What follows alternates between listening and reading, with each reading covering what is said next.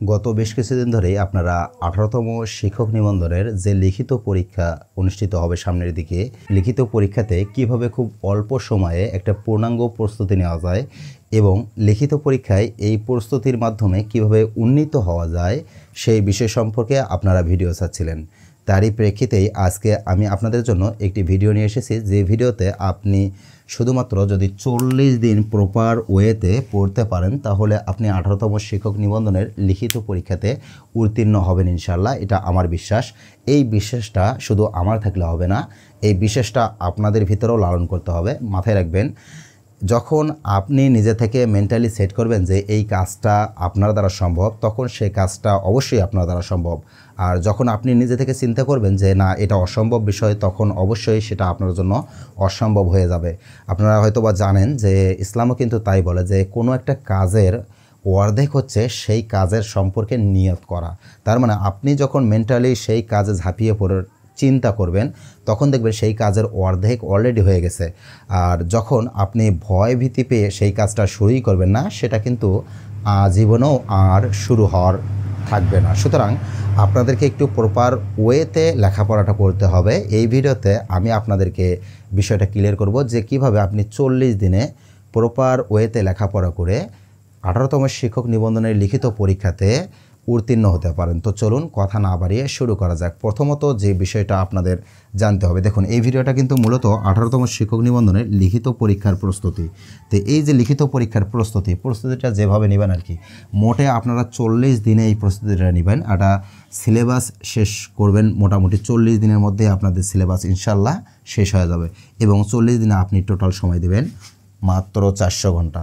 দেখুন 400 ঘন্টা ব্যয় করে যদি কেউ 18তম শিক্ষক নিবন্ধনে উন্নীত হওয়ার পর একজন শিক্ষক হিসেবে নিজেকে আত্মপ্রকাশ করতে পারে, তাহলে এটা আসলেও অনেক বিশাল একটা ব্যাপার। সুতরাং এই 400 ঘন্টাকে আপনাকে অবশ্যই কাজে লাগাতে হবে। এখন কিভাবে কাজে লাগাবেন চলুন সেটি দেখে নেই। এবং কাজে লাগানোর পরেও আপনাদেরকে যে বিষয়টা মাথায় রাখতে হবে, সঠিক উপায়ে কাজে লাগাতে হবে। এখন এখানে আমি অনেকগুলো বিষয়ই নিছি আপনাদের জন্য। আপনারা একটু গুরুত্ব সহকারে পুরো ভিডিওটি যদি দেখেন তাহলে আশা করছি এই পুরো বিষয়টা, অর্থাৎ বোর্ডে থাকা পুরো বিষয়টা আপনারা ক্লিয়ারলি বুঝতে পারবেন। প্রথমত বিষয় হচ্ছে আপনাদেরকে শর্ত দেওয়া হয়েছে। প্রথম শর্ত অর্থাৎ 2টা শর্ত দেওয়া হয়েছে। 2টা শর্ত, এই 2টা শর্ত মানতেই হবে আপনাকে। নির্দিষ্ট বিষয়ের বই, অর্থাৎ যে বিষয়ের পরীক্ষা হবে সেই বিষয় সম্পর্কে আপনার অবশ্যই বই থাকতে হবে।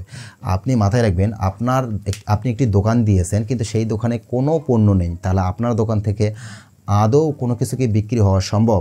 কখনোই না। সুতরাং আপনি যে কোনো কাজ করুন না কেন, সেই কাজের সেই সরঞ্জাম আপনার কাছে অবশ্যই থাকতে হবে। যেহেতু আপনি প্রস্তুতি নিচ্ছেন 18তম শিক্ষক নিবন্ধনের, তো 18তম শিক্ষক নিবন্ধনের জন্য আপনার নির্দিষ্ট বিষয়ের ওপর বই থাকতে হবে। প্রতিটা বিষয়ের ওপর আলাদা আলাদা বই থাকতে হবে। একটা এমসিকিউ ভার্সন নিয়ে আসলেন, সেই ভার্সনে সকল টাইপের কোশ্চেন রয়েছে, বা একটা লিখিত বই নিয়ে আসলেন, সেই বইয়ের ভিতর সকল টাইপের কোশ্চেন রয়েছে, সব সাবজেক্টের কোশ্চেন রয়েছে। এরকমভাবে আপনাকে আসলে প্রস্তুতি নেওয়া যাবে না। প্রতিটা সাবজেক্টের জন্য আলাদা আলাদা যাতে করে বই থাকে, সেই বইগুলোর থেকে আপনাকে প্রস্তুতি নিতে হবে।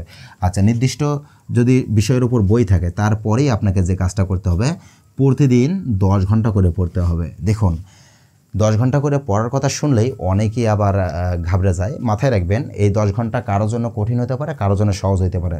যারা অলরেডি অনেক কাজের সাথে যুক্ত হয়ে গেছেন, কেউ হয়তো বা চাকরি, কেউ হয়তো বা ব্যবসা বাণিজ্য বা সাংসারিক কাজকর্মের সাথে যুক্ত হয়ে গেছেন, বিয়ে শাদী করে ফেলাইছেন, তাদের জন্য আসলেও এটা কঠিন। কিন্তু আসলে এই কঠিন কাজটা যদি আপনি না করতে পারেন তাহলে তো আপনি 18তম শিক্ষক নিবন্ধনের লিখিত পরীক্ষায় উন্নীত হতে পারবেন না। এটা আপনাকে মাথায় রাখতে হবে।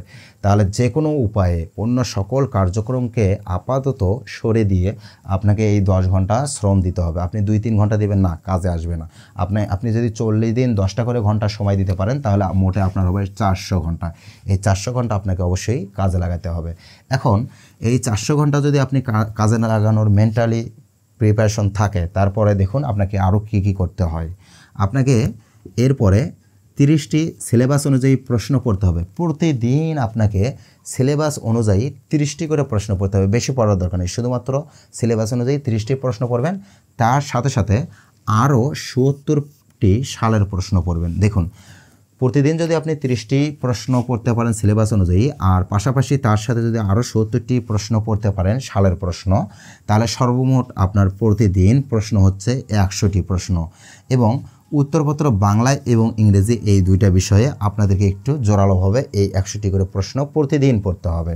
দিনে তারপরের যে বিষয়টা আছে সেই বিষয়টা একটু দেখুন। দিনে 4টি প্রশ্ন নোট করে পড়তে হবে। দেখুন আপনি কি করবেন, আপনি যে টপিকটা বেছে নেবেন সেই টপিকের কোনো একটা প্রশ্ন, যে প্রশ্নটা আপনি একটু কম বুঝতেছেন বা আপনার মনে থাকতেছে না, বা আপনি একবার দেখার সাথেই সেই জিনিসটা মনে রাখতে পারবেন না, বিগত সময় কখনো দেখেননি, এরকম যে জটিল প্রশ্নগুলো আপনি পাবেন সেই প্রশ্নগুলো দৈনিক 4টি করে প্রশ্ন আপনি নোট ডাউন করবেন। এই যে 4টি করে প্রশ্ন আপনি নোট ডাউন করতেছেন, তাহলে আপনার জন্য 6 দিনে 24টি প্রশ্ন কিন্তু আপনি এখানে পড়ে ফেলতেছেন কঠিন প্রশ্ন। যখন 6 দিনে 24টি কঠিন প্রশ্ন পড়ে ফেলতেছেন, তার পাশাপাশি কিন্তু আপনি আরও সহজ প্রশ্নগুলো কভার করতেছেন। তো কঠিন প্রশ্নগুলো কি করবেন, এই যে যেগুলো নোট করছেন সেগুলো আবার 7ম দিনে, অর্থাৎ সপ্তাহ কিন্তু 7 দিনে, আর এই 7 দিনের 6 দিনে আপনি অলরেডি 24টি কোশ্চেন পড়ে ফেলছেন, আর এই 24টি কোশ্চেন যেহেতু আপনি নোট করে নিয়েছেন, 7ম দিনে যায় এই 24টি কোশ্চেন আপনি সলভ করবেন, অর্থাৎ আবারও রিভিশন দেবেন। মাথায় রাখবেন এই যে 7ম দিন, এই 7ম দিনে আর কোনো নতুন পড়ার দরকার নেই, শুধুমাত্র 7ম দিনটা আপনি আপনার পড়ার রিভিশনের জন্য রাখবেন। এভাবে আপনাকে কিন্তু পড়তে হবে। দেখুন শুধু এক পাশ থেকে পড়ে বই শেষ করে ফেললেন, সবগুলো বই শেষ করে ফেললেন, কিন্তু কখনো রিভিশন দিলেন না, সেই পড়া কিন্তু দীর্ঘস্থায়ী হবে না। সেই পড়া কিন্তু আপনি খুব সহজেই খুব তাড়াতাড়ি আপনি ভুলে যাবেন। আপনাকে যদি এই পড়াগুলো আপনার মস্তিষ্কে স্থায়ীভাবে আটকে রাখতে হয়, আপনাকে যদি স্থায়ীভাবে এগুলোকে ধারণ করতে হয়, তাহলে অবশ্যই এই পড়াগুলোকে আবারও রিভিশন দিতে হবে। আজকে যা পড়ছেন সে পড়া অবশ্যই রিভিশন দিতে হবে। রিভিশন না দিলে সেই পড়া আপনার মস্তিষ্কে স্থায়ীভাবে আটকিবে না। আর এই যে বিষয়টা আছে, এই বিষয়টা যদি আপনি মেইনটেইন করে পড়তে পারেন, তাহলে আশা করছি যে আপনি এই যে 40 দিনের যে প্রস্তুতি, সেই প্রস্তুতির প্রায় 50% কাজ শেষ করে ফেলছেন। এখন বাকি আরও কিছু তো আছে, চলুন জেনে নেই আর কি কি আপনার জন্য দরকার। ওই পাশে পুরোটা প্রস্তুতির বিষয়, আর এই পাশে আপনার কি কি প্রয়োজন সেই বিষয়টা আমরা নিয়েছি। এখন কি কি প্রয়োজন হবে দেখুন। এসএসসি এবং এইচএসসির যে বোর্ড বইগুলো রয়েছে, সে বোর্ড বইগুলো আপনার সংগ্রহে অবশ্যই রাখতে হবে। এমন অনেক টপিক আপনি পাবেন যে টপিকগুলো বাজারের কেনা বই থেকে, অর্থাৎ 18তম শিক্ষক নিবন্ধনের যে লিখিত বই আছে সেই বইগুলো থেকে আপনি পড়ার সময় অনেক সময় আপনার কাছে বেশি পরিমাণে জটিল মনে হতে পারে। আপনারা মাথায় রাখবেন যে এসএসসি এইচএসসি এই জাতীয় কোশ্চেন কিন্তু আপনাদের আসবে, সুতরাং এই জাতীয় কোশ্চেনগুলো, অর্থাৎ এখানে এসএসসি বা এইচএসসির যে বইগুলো আছে সেই বইগুলোর কোশ্চেনগুলো আপনাদের একটু সলভ করতে হবে। সেগুলো তো আপনি 18তম শিক্ষক নিবন্ধনের যে বইগুলো আছে আপনারা কিনবেন বিভিন্ন পাবলিকেশনে, সেই বইগুলোর ভিতরেই পাবেন। তবে সেটাকে আরও বেশিভাবে মনে রাখার জন্য, আরও অ্যাডভান্সভাবে জানার জন্য, পাশাপাশি যদি আপনি বোর্ড বই থেকেও সহায়তা নেন, তাহলে আপনার জন্য আরও বেশি পরিমাণে মনে রাখা এবং আরও বেশি পরিমাণে বোঝার সুবিধা হবে। এটা একটা গেল বিষয়। এর পরের বিষয় হচ্ছে অনার্স মাস্টার্সের যে বইগুলো রয়েছে, আপনি যে সাবজেক্ট নিয়ে পড়ছেন সেই সাবজেক্টের অনার্স মাস্টার্সের যে বইগুলো, সেই বইগুলো কিন্তু অবশ্যই আপনাকে সংগ্রহে রাখতে হবে, এবং সেই বইগুলো অবশ্যই আপনাকে মাঝে মাঝে একটু দেখতে হবে, তার চোখ বুলিয়ে দেখতে হবে। এটা গেল 2 নম্বরের স্টেপ। 3 নম্বরের স্টেপে আপনি কি করবেন, বাজারের যে নিবন্ধনের 2 থেকে 3 প্রকারের পাবলিকেশনের বই আপনার সংগ্রহে রাখতে হবে। মাথায় রাখবেন আপনি 18তম শিক্ষক নিবন্ধনের জন্য বাজার থেকে শুধুমাত্র একটি নির্দিষ্ট পাবলিকেশনের বই পড়া শুরু করে দিলেন, এতে আপনি খুব বেশি ভালো ফল করতে পারবেন না। মাথায় রাখবেন যে একটা বিষয়ের ওপর যদি একাধিক বই আপনি পড়তে পারেন, তাহলে হবে কি, একটা বই পড়তেছেন, আরেকটা বই যখন ওই টপিকের উপরই পড়তেছেন, তখন নতুন তো 2-1টা ওয়ার্ড পাবেনই, তার পাশাপাশি আগের যে বইটা পড়লেন, প্রথমে যে বইটা পড়লেন সেই বইটার রিভিশনও হয়ে গেল। এভাবে মিনিমাম 2-3টা প্রকারের পাবলিকেশনের বই আপনাকে আপনার সংগ্রহে রাখতে হবে। যদি এটা পারেন তাহলে আপনার জন্য বাস্তবে অনেক বেশি উপকার হবে। দেখুন এখানে অল্প দিনের প্রস্তুতি, বইয়ের পরিমাণ একটু বেশি বলতেছে, এটাতে আসলে ঘাবড়ানোর কিছু নাই। এই বইগুলোর দাম যাই হোক না কেন, আপনাকে একটু কষ্ট করে এই বইগুলো কিনতেই হবে, বা আপনার সংগ্রহে যদি থাকে তাহলে তো কোনো কথাই নেই। এর পরের যে বিষয়টা সেটা একটু দেখুন। এর পরের বিষয় হচ্ছে বাইরের দেশের আন্তর্জাতিক মানের কিছু লেখকের বই সংগ্রহে রাখতে হবে। এখন বাইরের দেশের আন্তর্জাতিক মানের লেখকের বই হয়তো বা লেখক সম্পর্কে যে বইগুলো আছে সে বইগুলো হয়তো বা আপনার সংগ্রহে থাকতে পারে অথবা নাও থাকতে পারে। যদি একান্তই অর্থনৈতিকভাবে সমস্যার সৃষ্টি হয় বা আপনার পক্ষে কেনা সম্ভব নাই হয়, তাহলে দেখবেন যে আসলে বাইরের দেশের আন্তর্জাতিক মানের লেখক কারা কারা আছে। সেই আন্তর্জাতিক মানের লেখকগুলো আপনারা একটু ইন্টারনেটে সার্চ দিবেন, গুগলে সার্চ দিলে আপনারা পেয়ে যাবেন। গুগলে সার্চ দেওয়ার পর সেখান থেকে আপনারা এই বাইরের দেশের আন্তর্জাতিক মানের যে লেখকগুলো আছে এই লেখক সম্পর্কে বিস্তারিত বিষয়গুলো একটু পড়ে নেবেন, এবং কোন বইয়ের কারণে তিনি বিখ্যাত হয়েছেন সেই বইয়ের কিছু টপিকও আপনি একটু আপনার আইডিয়ার ভিতর রেখে দিবেন। এতে করে আপনার জন্য ভাইভাতেও যেমন সুবিধা হবে, পাশাপাশি আপনার লিখিত পরীক্ষাতেও অনেক বেশি কার্যকরী ভূমিকা পালন করতে পারে এটি। এরপরের যে বিষয় অর্থাৎ এখানে যে বিষয়টা নেওয়া হয়েছে বিভিন্ন ওয়েবসাইট সম্পর্কে ধারণা। দেখুন, আমরা বর্তমান সময় কিন্তু ইন্টারনেটের যুগে বসবাস করতেছি, অর্থাৎ আধুনিক যুগে বসবাস করতেছি। আর এই আধুনিক যুগে এটা একটা সোশ্যাল প্ল্যাটফর্মের পরিবেশ বলা যেতে পারে। তো এই সময় যারা ওয়েবসাইট সম্পর্কে ধারণা রাখবে না তারা কিন্তু অনেকটাই পিছিয়ে পড়বে। আপনারা জানেন যে এই ধরনের পরীক্ষায় বিভিন্ন ধরনের নামি দামি ওয়েবসাইট সম্পর্কে কিছু বিষয় প্রশ্ন আসে থাকে, বিভিন্ন পরীক্ষায় দেখা গিয়েছে। সুতরাং এই বিষয়টা কিন্তু আপনাকে অবশ্যই গুরুত্ব সহকারে নিতে হবে। বিভিন্ন ধরনের ওয়েবসাইট সম্পর্কে যেগুলো টপ লেভেলের ওয়েবসাইট রয়েছে সেই সম্পর্কে একটু কম বেশি ধারণা রাখবেন। যেমন আলিবাবার প্রতিষ্ঠাতাকে বা আলিবাবার প্রতিষ্ঠাতা সম্পর্কে একটু কম বেশি একটু ধারণা নেবেন। এরকম আরও অনেক প্রতিষ্ঠান রয়েছে বা ওয়েবসাইট রয়েছে। আমাদের বাংলাদেশেও কিছু ওয়েবসাইট রয়েছে, যেমন দারাজ বর্তমান সময়ে খুব ভালো উন্নীত করতেছে বা অগ্রগতি হচ্ছে, দারাজ সম্পর্কে একটু ধারণা নেবেন। এরকম আরও অনেক ওয়েবসাইট আছে, আপনারা একটু ইন্টারনেটে যদি সার্চ দেন তাহলে আপনারা এই ওয়েবসাইট সম্পর্কে কম বেশি ধারণা সংগ্রহ করতে পারবেন। তো বিষয় হচ্ছে কি, আপনি 18তম শিক্ষক নিবন্ধনের যারা প্রস্তুতি নিচ্ছেন আপনারা, তারা টোটাল মিলে এই বিষয়টা যদি ফলো করতে পারেন, আমি বিশ্বাস করি আপনাদের এই যে 40 দিনের যে প্রস্তুতি, এই 40 দিনের প্রস্তুতি কভার হবে। এখন অনেকেই বলবেন যে আসলে 10 ঘন্টা কি দৈনিক পড়া সম্ভব? দেখুন, 10 ঘন্টা কিন্তু বাস্তবেই দৈনিক পড়া সম্ভব। কেমন দৈনিক পড়া সম্ভব?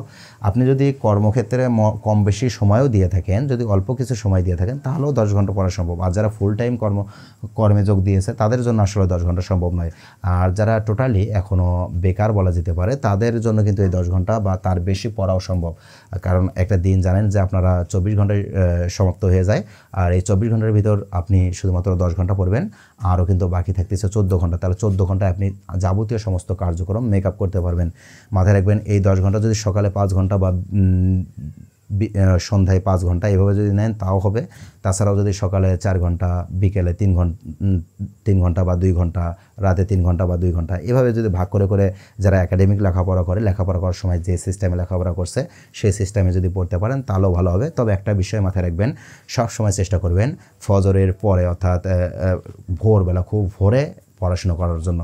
যারা রাত জেগে বেশি পরিমাণে লেখাপড়া করে তাদের মাথায় কিন্তু আসলে বেশি কিছু আটকে থাকে না। যে ব্যক্তি বলতে পারে যে সারা রাতে লেখাপড়া করলেই তার বেশি পরিমাণে মনে থাকে, আসলে সেই ব্যক্তি যদি সকালে ওই পরিমাণ লেখাপড়া করে তাহলে তার থেকে 3 গুণ বেশি পরিমাণে পড়তে পারবে এবং 3 গুণ বেশি কম সময়ে সে সেই টপিকগুলো মস্তিষ্কের ভিতরে নিতে পারবে। সুতরাং আপনি যদি দিনের যে কোনো সময় লেখাপড়া করেন, দিনের যে কোনো সময় লেখাপড়া করার তুলনায় সকালের লেখাপড়াটা 3 গুণ বেশি পরিমাণে কার্যকর হয়। যাই হোক, আজকের ভিডিওটি আর বড় করতে চাচ্ছি না। আপনাদের উদ্দেশ্যে বলতে চাই যে এই চ্যানেলে 18তম শিক্ষক নিবন্ধন থেকে শুরু করে সামনের দিকে সার্কুলার সম্পর্কিত বিভিন্ন ধরনের ভিডিও অলরেডি আপলোড করা হয়েছে, সামনের দিকে আরও আপলোড করা হবে। আপনারা চাইলে এই চ্যানেলটিকে সাবস্ক্রাইব করে পাশে থাকা বেল আইকনটি বাজিয়ে দিতে পারেন এবং আমার পূর্বের ভিডিওগুলো দেখতে পারেন। ডেট সম্পর্কে আপনারা যে কোশ্চেনগুলো করছেন 18তম শিক্ষক নিবন্ধনের অলরেডি এখন পর্যন্ত সবগুলো কোশ্চেনের অ্যান্সার দেওয়া আছে ইনশাল্লাহ। সেই কোশ্চেনগুলো আপনারা দেখে নিতে পারেন এবং সেই কোশ্চেনের অ্যান্সারগুলো যেহেতু আমি অলরেডি ভিডিওতে দিয়ে দিয়েছি, সেগুলো আপনারা দেখে আপনাদের কোশ্চেনের যে প্যাটার্ন আছে সেই প্যাটার্নগুলো আপনারা বুঝে নিতে পারেন।